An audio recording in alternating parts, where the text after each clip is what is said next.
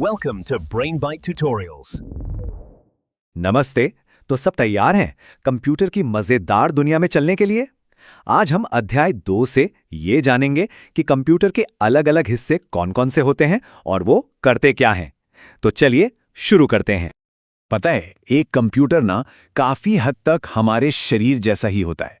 जैसे हमारे हाथ, पैर, आंखें ये सब अलग-अलग काम करते हैं, ठीक उसी तरह कंप्यूटर के भी कई हिस्से होते हैं जो एक टीम की तरह मिलकर काम करते हैं।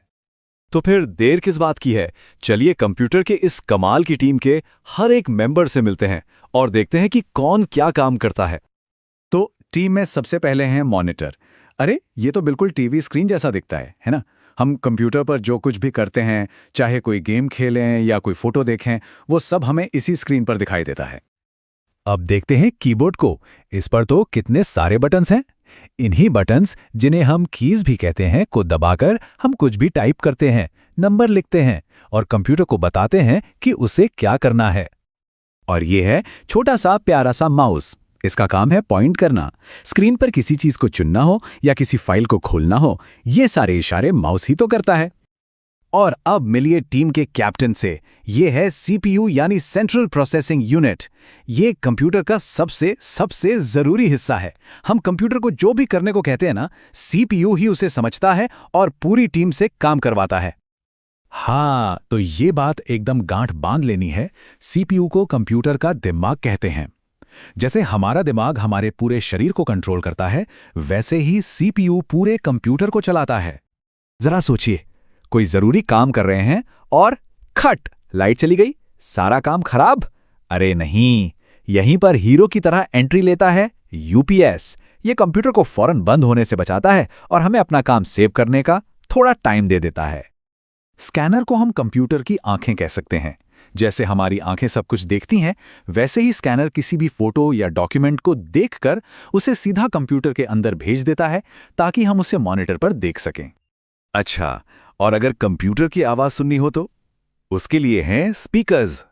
कोई गाना सुनना हो या किसी गेम का साउंड, स्पीकर्स कंप्यूटर के कान की तरह काम करते हैं और हम तक हर आवाज पहुंचाते हैं। और ये रहा टीम का एक और जरूरी मेंबर, प्रिंटर। जो कुछ भी कंप्यूटर की स्क्रीन पर दिख रहा है, अगर वो हमें कागज पर चाहिए तो बस प्रिंटर को कमांड दो और वो उसे फटाफट छापकर हमें दे देता है। वाह, काफी कुछ जान लिया हमने। तो अब हो जाए थोड़ा फन टाइम। चलिए देखते हैं कि कौन इन पहेलियों को सुलझा पाता है। सब तैयार? तो पहली आ रही है, ध्यान से सुनिएगा। मेरा आकार चूहे जैसा है, पर मैं काटता नहीं। बताओ क्या? सोचो। बिल्कुल सही पकड़ा। इसका जवाब है माउस। और अब वो पहेली जिसका जवाब तो सबको पता ही होना चाहिए। मैं कंप्यूटर का दिमाग हूं। अरे ये तो बहुत आसान है। शाबाश, एकदम सही। इसका जवाब है सीपीयू यानी सेंट्रल प्रोसेसिंग यूनिट।